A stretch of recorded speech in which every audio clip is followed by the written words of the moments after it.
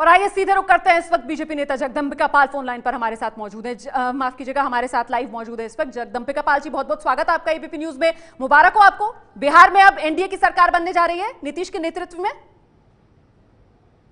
जी बहुत बहुत धन्यवाद।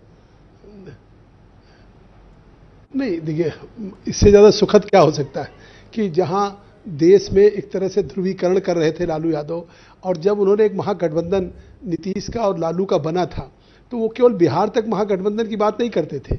वो कहते थे कि भारतीय जनता पार्टी के लिए ये महागठबंधन अभी तो बिहार में है, लेकिन ये महागठबंधन आगे लोकसभा के चुनाव में होगा।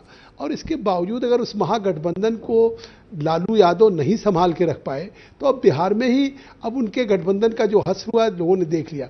और उसमें जिसकी जिम्मेदारी कि आज वो महागठबंधन में, जिस तरीके से आपने कहा भी कि नीतीश कुमार ने अगर तेजस्वी से इस्तीफा भी नहीं मांगा और केवल ये कहा कि आप पे जो आरोप लग रहे हैं उस आरोप की सफाई पब्लिक लाइफ में जनता के बीच में देनी होती है और जनता संतुष्ट हो।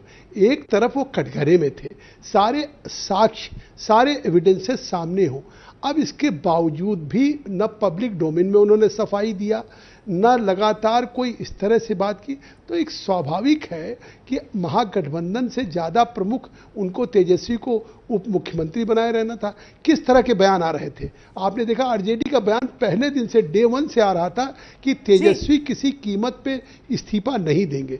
तो उनको ये साफ था कि चाहे गठबंधन महागठबंधन रहे, महागठबंधन टूट जाए, लेकिन तेजस्वी उस पद पे रहेंगे।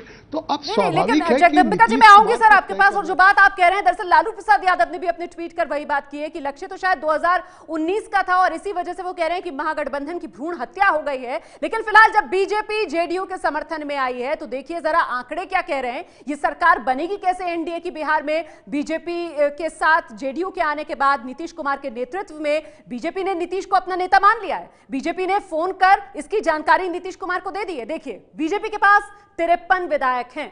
बीजेपी के पास 53 विधायक और नीतीश के पास है 71 विधायक। मतलब ये कुल आंकड़ा 124 पहुंचता है।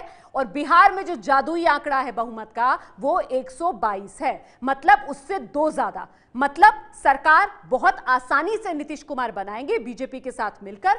53 बीजेपी के विधायक और 71 जेडीयू के विधायक। बहुमत के लिए 122 चाहिए, लेकिन जेडीयू और बीजेपी के विधायक मिलकर आंकड़ा पहुंच जाता है 124 पर। ये है एबीपी न्यूज, आपको रखे आगे।